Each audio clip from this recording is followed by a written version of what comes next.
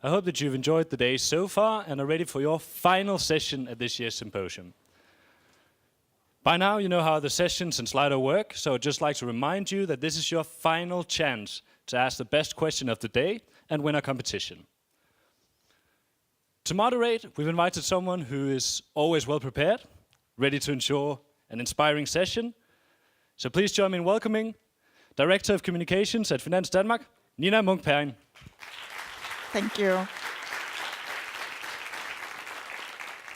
Right, so the last track in here concerning the new consumers, we're going to hear from the COO of Mikeller, Jakob Gram Alsing. I've read that being hired back in 2012, he told the owner, Mikkel Borg, that he didn't know much about beer. I don't know if that's true, because you've been by that time in the army for many, many years. Actually, you've been a soldier for 20 years.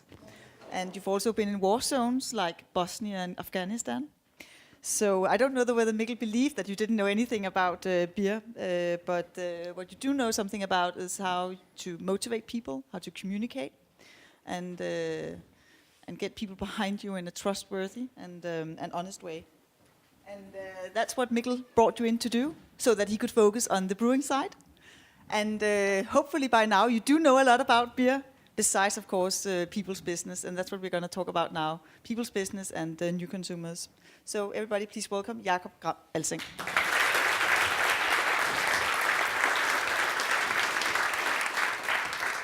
I do actually take pride in not knowing anything about beer still. At least that's what I say. It's actually a lie, and it was a lie back then as well. But my point is, I didn't want to identify myself as being a beer geek. I wanted to identify myself as somebody who could help Mikkel build the organization and get to the point where he wanted to go. I said in the job interview back then that I didn't really care if it was buckets or buttons or whatever we produced. It was the business and the organization that was interesting to me. That was also a terrible lie. But that was my way into the company. Mikeller is, as most of you probably know, the story about a school teacher that started brewing in his kitchen, became awfully good at it, and had a beer that was rated on something similar to Vivino, the best stout in the world, which created a massive demand for that beer, which is a problem when you only have a 20-liter pot that sits in a kitchen in Vesterbro. And then he started getting orders from the US, which sort of made a problem that he had to fix. So what he did was that he looked in his bank account, found out that he didn't have 5 million Danish kroner to buy stainless steel and start a brewery somewhere, and then had to find the second best solution, which was that he started knocking doors in the breweries, not in Flemmings Carlsberg, but the smaller breweries in Denmark, started knocking the doors there, found some excess capacity, and then started brewing in those. So his initial investment was basically the cost of renting the brewery for one day, and then basically buying the raw ingredients that was needed for the first batch of beer, which has been a tremendous help for us the whole way for Mikeller. When I was invited to do this, I and saw the title, New Consumers and Leading Through Change, that caused sort of a path of reflection, because leading through change, and I mean what we do is basically that we get up in the morning and then I go to the office and I start sending emails and I talk to people and motivate and try to get them to work in the direction we do, and we do that from the ideas and from the passion that Mikkel had, but and we know that we do things differently, but it's not like we decided that we wanted to be leaders through change. The second thing is we talk about new consumers. It's actually not new consumers. It's the old consumers. We just approach them in a new way, and we make sure that they become loyal and that they stay friends to us instead of being friends with some of the more established, old and bigger companies, because we have something cooler and different to offer than what we think is in the market right now. We have a product that we honestly believe is the best beer in the world. It's not probably the best beer in the world. We have the best beer in the world. And we fight every day for every single one of you to understand that you shouldn't buy anything but Mikkeller, because that will be a better experience. In that work, we've created something that has almost become a Mikkeller universe, and that's what I'm going to try to talk a little bit about today. Yeah, I'll take over. In the reflection I did, I mean, I had to sit down and figure out what is it that we do different from what traditional Danish breweries does. We are a Danish brewery. Oh, wrong way. We started in a bedroom, in a one-bedroom Vesterbro flat in Copenhagen. We didn't own a brewery for the first 10 years of our existence. 2 years ago, we bought a brewery in San Diego, which is something that I'll talk about a little bit later. But we didn't have one for the first 10 years of the brewery's history.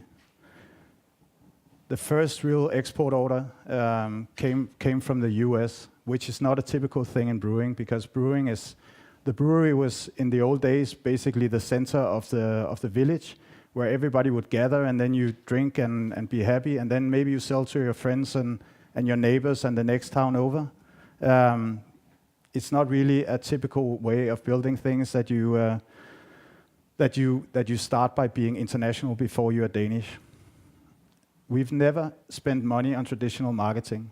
This is a super important point to make, because this is probably the one thing that separates us the most from all the other breweries in the world. And it has in some ways created a necessity to do a ton of other things, where we had to figure out, how do we market the best product in the world if we don't just want to sponsor Liverpool or put an ad in the newspaper or on the television? We have more than 1,000 beers in the portfolio. That's not a normal thing either, and I can tell you that all the people from CBS that are interns in my house or in our office, they come and say, "Why do you have 1,000 beers?" It doesn't make sense from any point of view to have that many different beers. But it is a thing that makes us stand out compared to what everybody else does. Being able to do that many beers of course, has two reasons. The first one is that Mikkel has an extraordinary talent for understanding beer and understanding how you compose tastes into something that is interesting and balanced and all those things.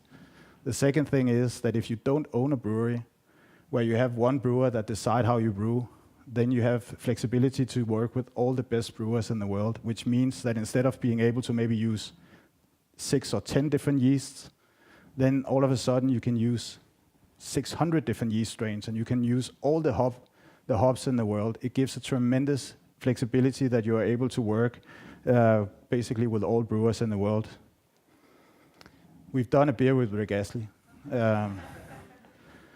We own a beer festival in Copenhagen that started as a small thing 7 years ago and has now grown into something where we sell. We had the pre-sale the day before yesterday, and we sold close to 7,000 tickets in 12 hours.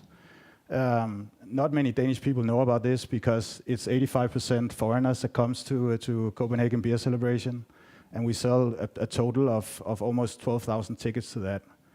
We repeated that festival in Boston, and have done so the last 2 years the first year in front of the FBI building in the Central Plaza, and this year in an old factory. Which is of course also having a beer festival in Boston called Copenhagen Beer Celebration has been something that sort of becomes a good platform for talking about our products. We opened a bar in Tórshavn this weekend, and we have around 36 bars around the world. We're in 10 different countries now. We are part owners in almost all the bars. There are a couple where we can't for legal reasons.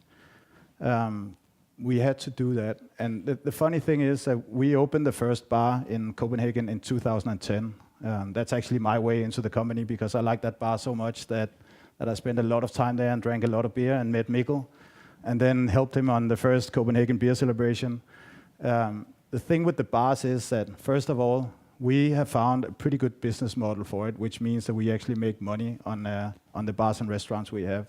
Secondly, the bars, they actually buy a lot of beer from the brewery.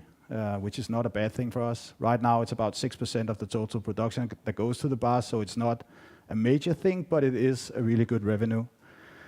But the third and most important thing is, of course, that this is a perfect marketing platform. If you have 1,000 different beers and you're a school teacher that used to brew your beer in a kitchen, then you need somebody to explain the story in the right way, and you need to have a place where you can actually tell the story in surroundings and in an atmosphere that is the way you want it to be.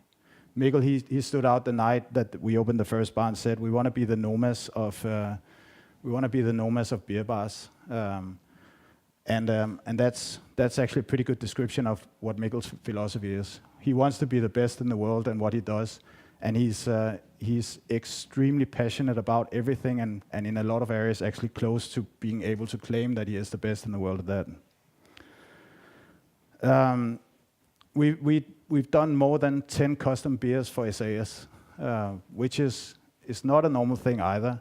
Of course, having a collaboration with a major company like SAS, being a small Danish company with a school teacher and an old major from the army, is not a normal thing. But there was a connection between SAS and us, where they saw that there was a massive potential both to lift quality in that segment of the beverage, but also to have a really good story to talk about, where you can actually put faces on who is doing the beers. And they've caught that, and now we've been working with them for 3 years, having done more than 10 different beers, and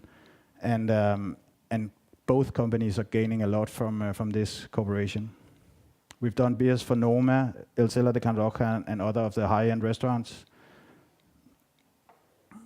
We were named third best brewery in the world by Rate Beer Users, which is of course bloody annoying because we wanted to be the best. But maybe we can, when Vivino they start the beer Beano, then hopefully we can be number one there. We have a running club with almost 10,000 members that I'll talk a little bit about a little bit later. This is something that we spent $0 on, and it grew from me and Mikkel being fat and not wanting to give up beer, so we had to find a solution to that. We're partnering in a large music festival in Copenhagen, which I'll talk more about as well, and we would never be in border shops or supermarkets in Denmark. If you look at these things, I think it's fair to say that our world is change. We try to do everything differently from what the normal breweries do. We don't do that because we had a master plan from the beginning where we said we want the Mikkeller universe to be like this. That was never the idea of it. Mikkel had just had passion, and he had a very firm picture of what he wanted to do and how he wanted to educate people on what beer is and what beer can be. This has grown because Mikkel is passionate about so many things, and we were able to actually create a fairly good company around it, to something where last year we had a Mikkeller wedding where 2 people got married the Mikkeller way. We have a lot of people getting tattooed with the logo. We have that there's a boy, a 3-year-old boy in Canada that is called Mikkeller. He was named after the company. It's a thing where we become something different from what a typical commercial brand would be. It's more what you see in the pop or rock world, where the following is heavier. It's not that we want to do that, and it's not that this was the intention of it, but of course it's humbling and fantastic that we have people that are this close to it. We don't want to be excluding. It's not that we only cater to these really hardcore fans. We like the beer to be interesting to everybody, and I think Mikkel's main purpose with the company is actually to educate people on how you can say how limited the taste experience in Denmark has been, or in the world has been, up until a revolution that happened some years ago, and now there's just this whole new range of things that we can try and test, and we can put it in the right surroundings. It's really important for Mikkel to show that beer can be a lot more than just the pilsners that we know. And then, in order to get to here, I taught a class earlier today, and one of the things I said was, I wish I had a business background. I mean, I'm a major in the army. I don't know anything about running a business. I know about people and I know about organization. Mikkel, he's a school teacher. He didn't know anything about that stuff either. You guys that get the business education, you're bloody lucky because you can put things in a different perspective that we can. But in some ways, we would never have come to the place we are now if we had listened to all the theories and listened to the way you traditionally build a brand and you traditionally build a business and done the market analysis that you guys all learn about and that I don't understand anything from. There is a very, very high level of gut feeling and also of taking chances and moving in the opposite direction of what everybody else does.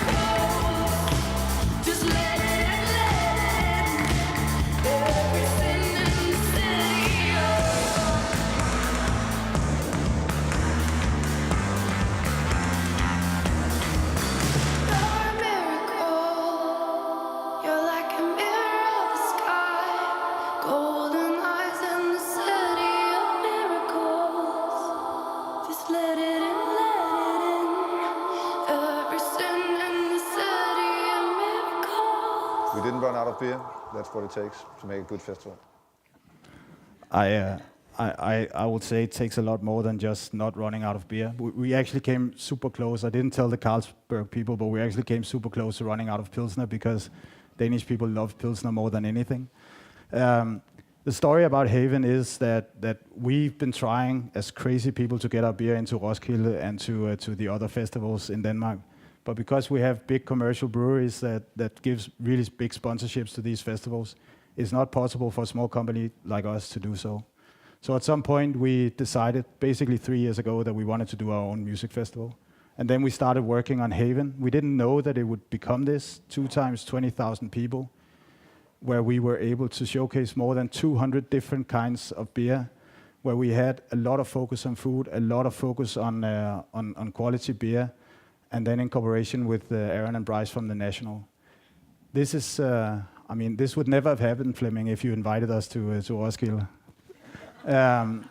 But it's our reaction. It's our reaction to a market where we think the honest reflection on this is, we think that when you go to the best music show in the world at Roskilde, you should be able to drink the beer you like and not just have 2 or 3 choices in it. And that's basically our reflection on it. We think that having the sponsorships are excluding people like us from the big things. And the only way that we could change that was by trying to fix something ourselves. And we were lucky that it went really, really well. But of course, that was a big endeavor. But there are some things in the way we've structured the sponsorship in Denmark now where it's not always good for the festivals or for music venues or so on. And we want to change that. We want to create a world where you can also get the Carlsbergs and you can get the Royal Unibrews, but you can also get other kind of craft beers. We've actually talked about, I'm not promising anything, but we talked about inviting Tuborg next year for Haven. which would be kind of funny to have a Tuborg bar on the same terms as a Mikkeller and Amager Bryghus and everything else. We think it would be super cool to be that inclusive, but of course there are other partners as well. So I'm not sure that it will happen. I think I spoke too long already. I'll say it's not like Mikkel and me. We built this on our own, and it all looks fun, and it looks like we're just getting drunk and hanging out and going to music festivals and stuff like that. What is really the case behind it is that we have a really, really rigid structure for how the company runs, and we have all the boring things that the big companies have. We're about 500 people totally in the world now, so it's become a big thing. And we have a finance department, we have marketing, we have all that stuff. The things we do in the different departments are probably a little bit different in some of them, but in total we are a company that is organized in a way that a lot of companies are. We just use the things we do a little bit differently. And of course, it takes brilliant staff, and it takes that you train them, and that you get rid of the ones that doesn't work, and that you recruit the best ones, and that you change and adapt and help each other to get to the place where we are now. I'm lazy and I don't like talking in front of a lot of people, so I've put in 2 videos because that's what lazy teachers do. So here's the second one.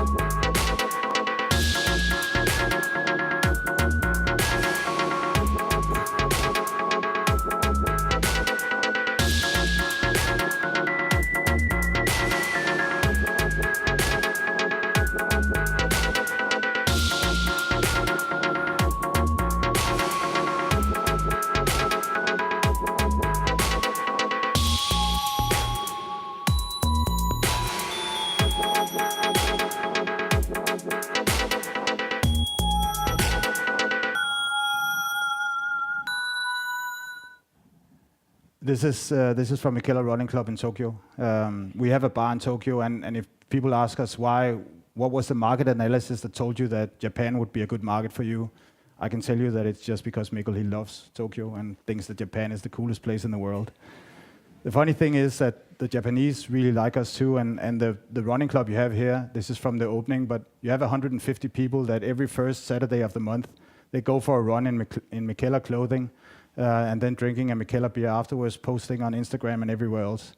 And we are not spending any money on it. We're giving away a little bit of free beer for it, and then we get all this amazing free marketing. There's actually a whole marketing study to be done on the Mikkeller Running Club. It's 10,000 members around the world, and it was created by fluke because we didn't want to give up drinking all the beers that we do.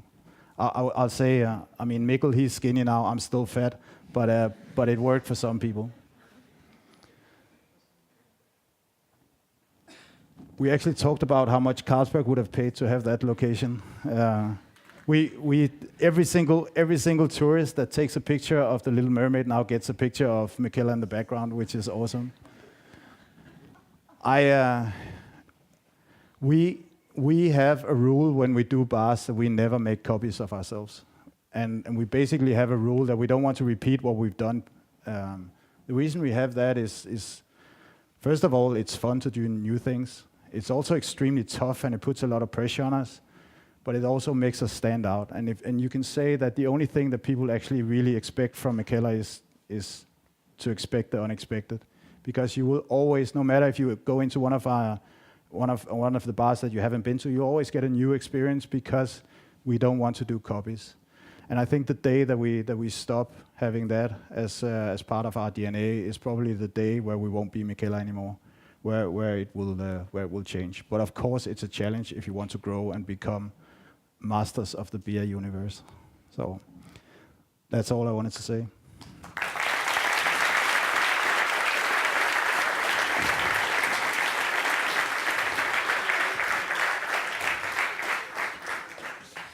All right, fantastic. So if anybody haven't figured it out yet, I have to tell you that the chairman of Carlsberg Brewery is sitting down here on second row, Flemming Bissenbacher, and that is why Jakob has hinted so many times towards probably the best beer in the world from the best beer in the world. I think it's fantastic that you have this game going between you guys.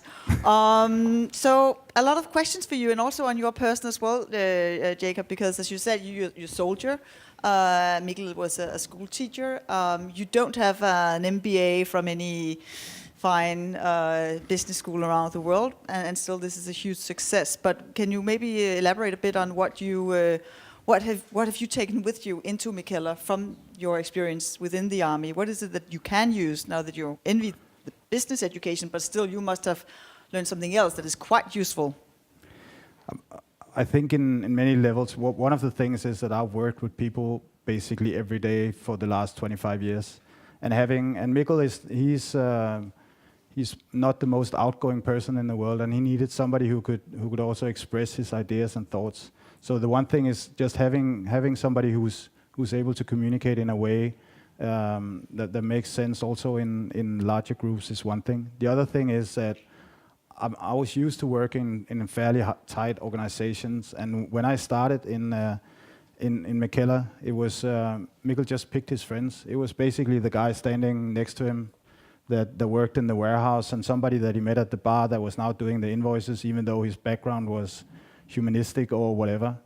And I kind of brought in a thinking where we actually looked at people's competences and profiles and put them in the jobs that made sense.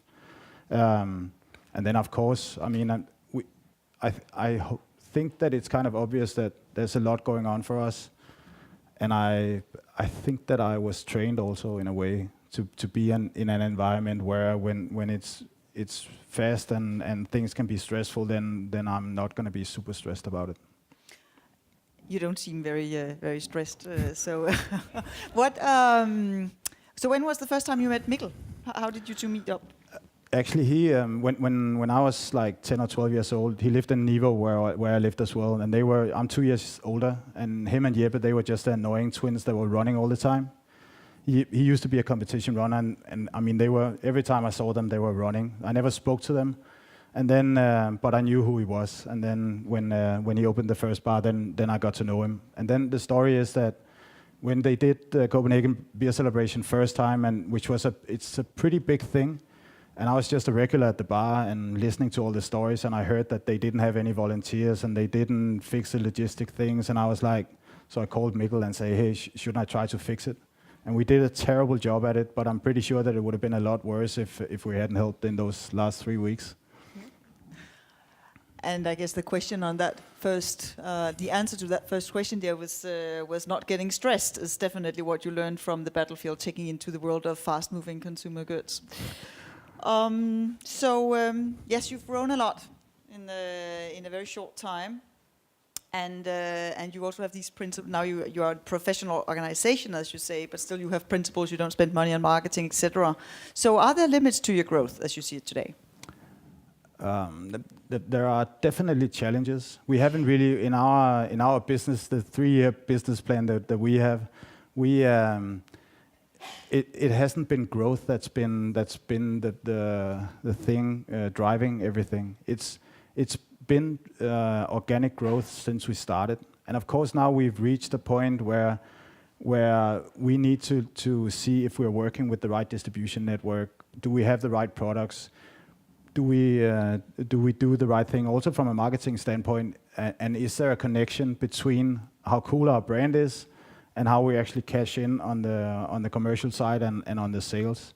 And that is definitely a challenge for us. I think that there are not that many limitations, because I think that the craft beer world will take over a very, very large portion of the more old commercial part of the beer.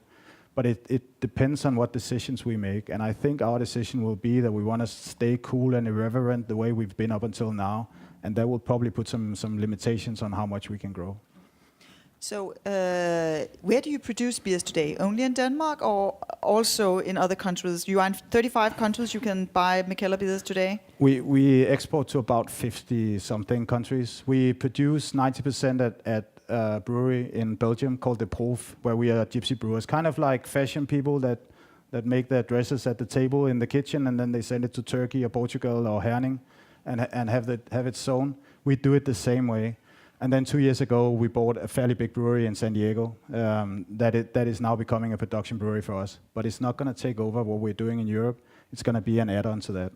All right. I think a model for us on the production side will probably be that we continue having the gypsy brewing, sort of the fashion model, and then we will also buy smaller breweries that can sustain the demand we have.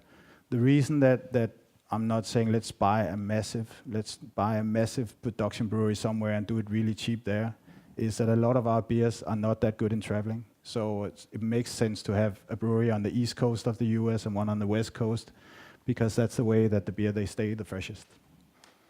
So talking about not good with traveling, the quality of the beers, there's a question here saying having 1,000 different beers, how do you actually ensure the quality in every single one of them? First of all, we drink a lot of beer, and we have samples of every single beer produced sent to the office, and there are many mornings where we start 7:30 and tasting 5 different beers. Wait, what time in the morning do you start drinking, you say? Whenever. It's The second thing is that having a partnership, for instance, like the brewery that we have in the Proof now, you cannot have a partnership like that for 10 years without really, really trusting the people that you have down there. And of course, they do analysis of the beers, and we have that. We put demand on every brewery to ensure that the quality is there. All right, let's see the next one here. So you've made the Haven Festival in Denmark. Who loves beer? Only 15% are Dane. Does that mean that you could do your marketing better? That's a very good question. I'm sure you. I actually think that it means that we are doing our marketing on that perfectly. The thing is that if we do a festival where we get Americans to travel to Copenhagen, they are going to save for that, and they're going to spend their money in all our bars. And in order to cater to that, we've built Mikkeller Beer Week, where we have events in all the bars. And we make sure that they can have a wonderful week from Sunday to Sunday. So in that respect, it's perfect. Had it been Danes, then people would come on Friday and Saturday, and then not spend the rest of the week on the thing. I think that a lot of festivals in Denmark would be very envious if they see the numbers we have on foreigners coming to the festival. We are super proud of that number. It also means that it is the diehard fans. I mean, you show commitment if you. One thing is that the tickets for all session is around 2,000 Danish kroner. Then you have to buy an airplane ticket from the US. Then you have to buy a hotel. Then you're there for blah blah blah. It shows commitment that they are willing to travel. The funny thing about that festival is that Danish people and things like wonderful Copenhagen, they don't know about that festival. When we did the first CBC Boston, Copenhagen Beer Celebration Boston, when we did that, the week after the Crown Prince, he was standing on that exact same square, giving a speech on the development of Danish commerce in the US, where somebody somewhere, and probably in our office or somewhere else, should have made a connection between those two things, because I think having Copenhagen Beer Celebration there would have been a pretty good platform for him to say a couple of words about how entrepreneurial we are in Denmark. Let's elaborate a bit more on the marketing side of it, because yes, you are doing a lot of things very original. You don't spend money on it. You have this running club, sounds fantastic. But don't you sometimes wake up in the middle of the night thinking of we could do better if we spend some more money on marketing or some money? Of course, you could have a bigger audience. Or is it a part of your brand that you do not want to do marketing in a traditional way? I think when in our marketing rules, we do, of course, a lot of marketing support on social media. Our marketing is not social media alone, because you can't post something on social media that will create marketing. You need to create a story about something that you then support by putting it on social media. The rules we have in the company, we have in the neighborhood of 500 people working for us, is that every single person can post on the platforms that they have access to. So if you work in a bar, then you post in the bar. If you work at headquarters, you can post on the main Mikkeller beer page. On Instagram, that's 120,000 people. So it's not everybody doing that. But But the idea with this is that we want staff to report from the Mikeller life the same way you do from your own. So if there's something cool, we want them to report about that. If there's something really bad, we want them to report about that. And that ensures that we show that we are real people behind this brand. We never do sponsorships on Facebook. We don't do that because the second we do that, we lose integrity. We feel in the way we do things. Is that a problem? Yes, that's a massive problem. I mean, we have maybe 70-something thousand followers on Facebook, and we get maybe 50 likes every time because Facebook don't like us because we don't spend money. And we see that the smaller, the people that have fewer followers, they get a lot more likes, and it's all cool. We don't want to change that because it's part of our DNA. So, Jacob, what's up with the shirt? The War Pigs. What's that about? I actually just like the shirt. No, it's War Pigs is a brew pub that we have in Copenhagen. I'll be honest and say I actually thought about what to wear today. I had my Faroe Island knitted sweater that I thought was funny too, but it's too warm. But I mean, there's kind of a point in looking at business students here that all have a vision of what business is. I thought, what the hell, I'll wear the War Pigs t-shirt because maybe there's actually a point in this. It's not the blue shirts that create it. It's not the uniforms. In many ways, this is also a uniform for me. But it is about showing that I'm proud at working where I am and that I have passion to also grow the brands where I work.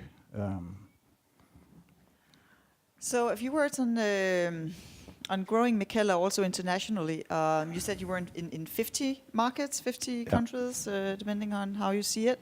There's a question here going on. Which one was the biggest challenge that you experienced since 12 to enter? And also connected with what you said before, that your beers don't travel well. I'm curious about that. So there must be some limits to how you enter a market. The thing is, and one of the things that we're changing now is that we had a strategy that was we just want to be in as many markets as possible. That's not necessarily a very good strategy. It means that you don't have the main effort and you don't put focus in the markets that are actually truly important. So we've always made it, and we've never taken no as an answer in these things. But it's obvious that some countries are really, really difficult. Russia was a really tough market to enter, and it took a lot of tries and actually finding. Why was that? Just because the structural part and the legal part and the tax part and the bribery part and all that stuff that we're not allowed to talk about is just super, super difficult, and it's a market that we don't understand. So we rely 100% on the partners that we have in Russia. There are also, I mean, areas like South America where you need to have 10,000 different analyses done just to send one beer. For every beer, you need analysis of a ton of things, which is absolutely horrible. The US, where they have rules that were made in the 1930s about franchise laws, where there are so many rules for what you can and what you cannot do, and who owns the brand rights. There are a lot of markets that are really difficult, and it would have been easier if we produced buckets or buttons that doesn't contain alcohol. Alcohol is difficult to work with. Are there any markets that you had to back out of? Like, are you still in Russia, for instance? We are in Russia, and Russia is actually doing really well for us. Which is it's not a big volume, of course, but it's doing really well. I think that Ukraine was super difficult for us, and I think that we had to pull out of that. But we'll probably be back. The thing is that when we export to some of these countries, we're talking 1 or 2 pallets. It's not like we are talking truck after truck that rolls over the Ukrainian border. And what about the travel part? How do you secure that beer that doesn't travel well? How do you then secure that you travel well with it? I mean, the thing is that if you transport, basically if it goes across the Atlantic Ocean, then you have an issue. What you do is you don't send the most hoppy beers, because hops, they lose their flavors. All the black and all the sour, they're fine, and beers that are low in hoppiness, they're fine as well. They can sustain for a long, long time. But all the hoppy beers, they basically have 1 to 2 months before they start losing flavor. So in Europe, we're generally fine. But as soon as you go across the Atlantic Ocean, we would never send, or go to Asia, we would never send the really hoppy beers. So that leading on to the next question, because as you can feel here, there's a lot of the quality and the taste and of the beer is very, very important to you. So now you have a very difficult question, I think, also with Carlsberg sitting in front of you. Hypothetically, how do you see the big brands, Carlsberg, Heineken, etc.? How can they actually grow without compromising size and taste? How Carlsberg and Heineken can Yeah. grow? And that they can only do it by compromising taste and quality. It's a kind of, I don't know, it's a... I think that both Carlsberg and Heineken have a really good idea that a lot of things are going on in the beer market right now. And if you look at the portfolios of Carlsberg, then it's obvious that there is a trend towards having more crafty beers than before. There's also a thing about craft beers, which I know Flemming likes a lot, which is craft beers are actually a lot more expensive than the beers that you buy in traditionally in the supermarkets in Denmark. So it's a completely different model. We don't see Carlsberg as competition. We market to two completely different audiences, and we don't see Carlsberg in any way as being our competitors, not in the Danish market nor in any other markets. We see it in Roskilde, but that's another thing. We don't, and we basically see ourselves much more as being wine merchants than being in the market that Carlsberg is in, and retail will never ever be our big thing. So you would never grow into sizes of No. huge breweries like that? No. We would not. So I guess that answers that question. Right. So now we have a questions for you, Flemming, as well. Are you up for that? I can answer. I think I know what you're going to say. What? I think. What stopped you two guys from collaborating and entering into different? Now maybe you're invited to Haven Festival. We'll see that.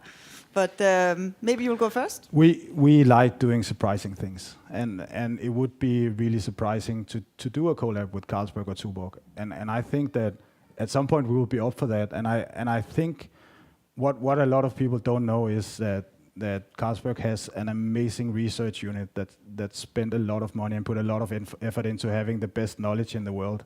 And of course they have stuff that we also want to know. So it's because we don't see each other as competitors in that way. There would be benefits for both companies in doing that. And I think it would be kind of funny to do a collaboration at some point. You never know what Mikkel says. Well, let's ask Flemming. Flemming, could that happen? Sure, everything can happen. But I mean, as just being said, I mean, I've had Mikkel up into the Carlsberg Research Laboratory, and that was to sending a guy into a toy store. I mean, if he sees our collection of barley and yeast and so forth here, so why not? And as you may know, for example, Carlsberg is collaborating with a lot of other great craft brewers, for example, Brooklyn Beer, right? Which we're selling Brooklyn Beer in nearly all our Asian markets. So why not also doing collaboration with Mikkel one day? All right. When we moved into our office is in Carlsberg Byen in Copenhagen, and we moved there. There was a lot of speculation that we were being bought, which is super funny. The real story about those offices is just that they were super nice and worked well with what we needed. So, but a lot of people thought that we were being bought when we moved there, which is funny. You do have a new owner in Mikkeller. You mentioned it before when we were talking. 20% of the company were sold off to an American investor. Yeah. Maybe just a few words on who's also in the owner structure and why. I think that people that have started companies, they know that there's a lot of stress in this. I mean, having 500 people that depend on the business running well, and in all parts of the world, is a really, really big stress. And also, as I said, both Mikkel and I, we don't have a business background, and we've grown to a level now where we need to have different kind of competences in the company. And we could do that by either finding some expensive people that we hired, or maybe looking in other directions. We took in an American investor from a very small investment fund for 3 reasons. The first of them was that I actually think that Mikkel really liked the fact that he was sharing the responsibility with somebody else, it's a big thing running a company like that. And as Thijs said earlier, careful what you wish for, because being an entrepreneur and being a startup like this is really hard work, and it's not necessarily going to work. So I think that was one part of it. The second part was they had competences that we really, really needed in the company. We needed somebody who could build the sophisticated financial models and that could help us build budgets that go 3 years out in the future. And it's made us a lot stronger to get those competences in. The third thing is that because they were already in entertainment, had different entertainment businesses in the US, they had a network. US is probably, or is our most important market. It's not our biggest market right now, that's actually Korea. But it is our most important market and also the market where we see the biggest potential. And they had a really, really big network of people that we could tap into. And of course, that was really interesting because it gave us new opportunities in the States. Korea, you have to put a few words on that. How did that become the biggest market? It's really strange, but Korean people they have a culture where Western things are better in some way. And we did a very close cooperation with a young dude. He's 26 years old that owns 9 bars in Korea. And then he has a distribution company where he can apparently sell a lot of our beer. So from not having sold 1 beer in Korea 2 years ago to now, it's just exploded, and we are sending a lot of containers in that direction now, which is, I wish we could find more of those. That would be brilliant. Do they have a running club as well? They have running clubs. They have everything there. They have everything. So there's also Mikkeller Bar in Seoul if you're ever in that part of the world. So the company Mikkeller, obviously it builds a lot on Mikkel himself. It carries his name. He's a big part of the brand. Now you got a partly differentiated owner structure, but how do you prepare for the future, or so that you're not too, There's no doubt that Mikkel is a very big part of our identity right now, and we are slowly building it to where there are more people involved in that. We still want to have the personal face behind things, and we still want Mikkel to be a part of it. But we also tie our identity to a lot of other things. The visual identity of our brand is different to most beer brands, and it's very visible when you walk into a store and you know who we are. Then you see the Mikkeller brand right away. And we have a special way of talking and presenting our things, and we have all the bars. The identity is tied to a lot of other things. Of course, it wouldn't be great if Mikkel decided to go on pension right now. But I think we're preparing slowly that it will happen one day.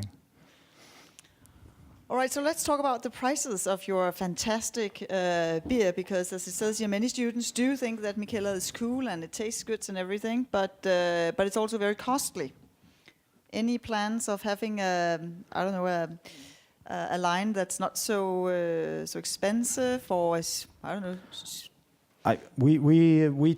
We've always said if we'll charge the price for what we need to in order to do the beers that we want to do, and if Mikkel here adds truffles to the beer, then we'll just charge whatever it costs to produce that beer.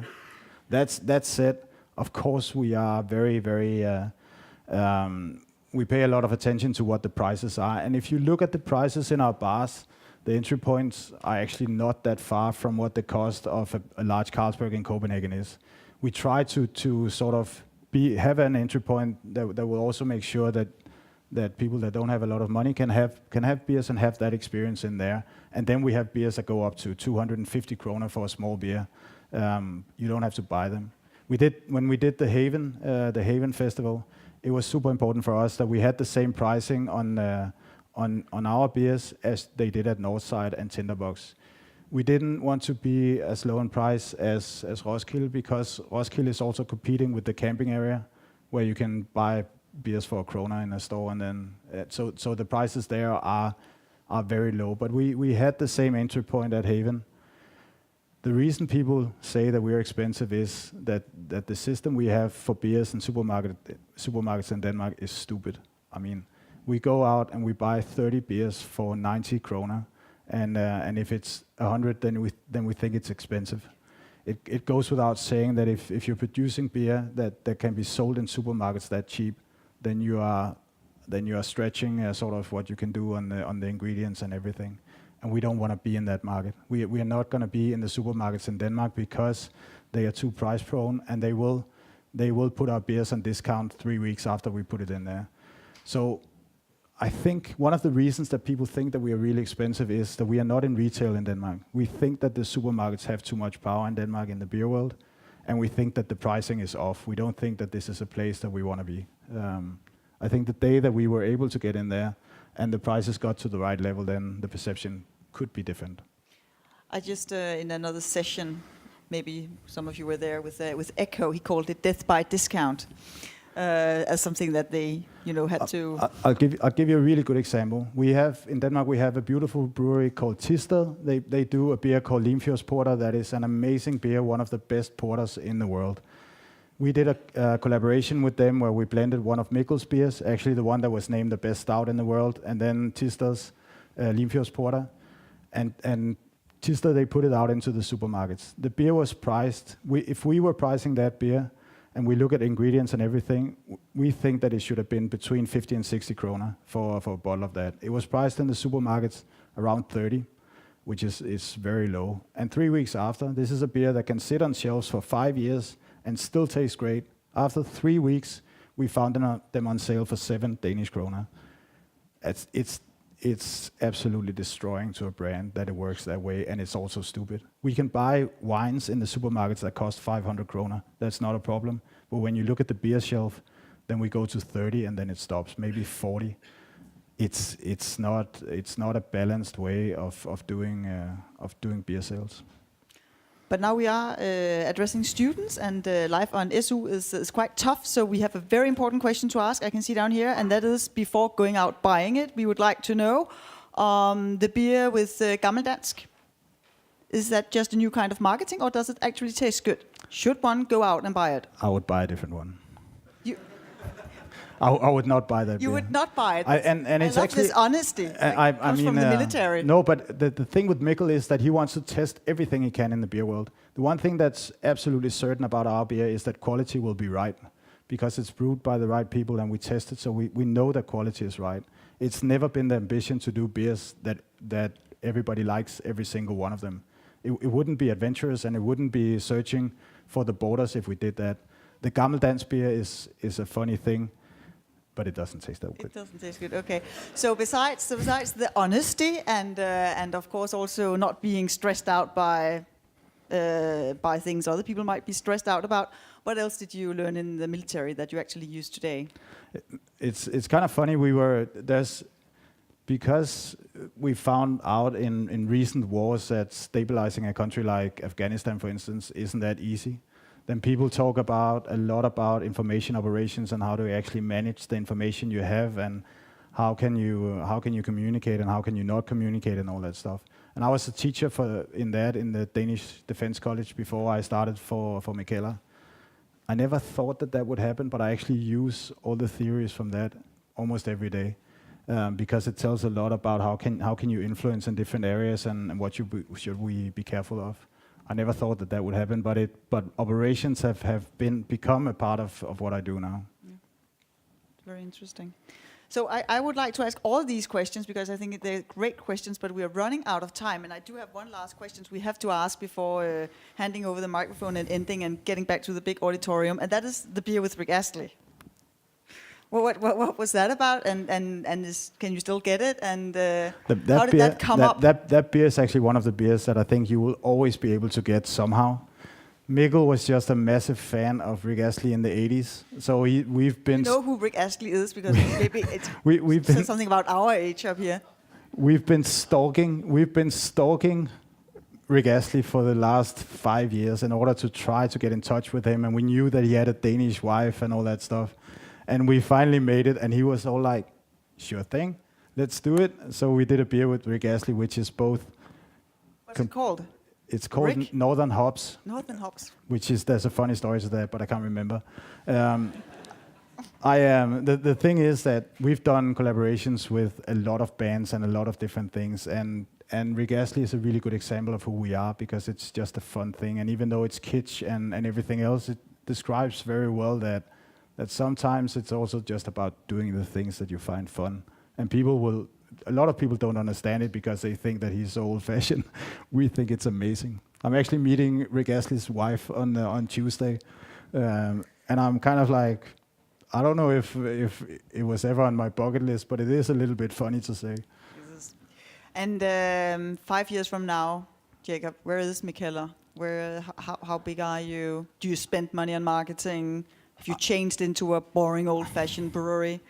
I doubt that we will be spending money on marketing. I think that we will have moved the beer world, especially in Europe and Asia, a lot, and I think that we will be strong in the US. We're still very far behind in craft beer in Europe, and Asia is just a really, really amazing market that we are gonna definitely put some resources into. So I think that you're not gonna see less of Mikkeller. I don't know if we can continue coming up with the running clubs and the festivals and stuff like that, but we will not change the way we do marketing. I'm pretty sure about that. Fantastic. Jakob Gram Alsing, thank you very much.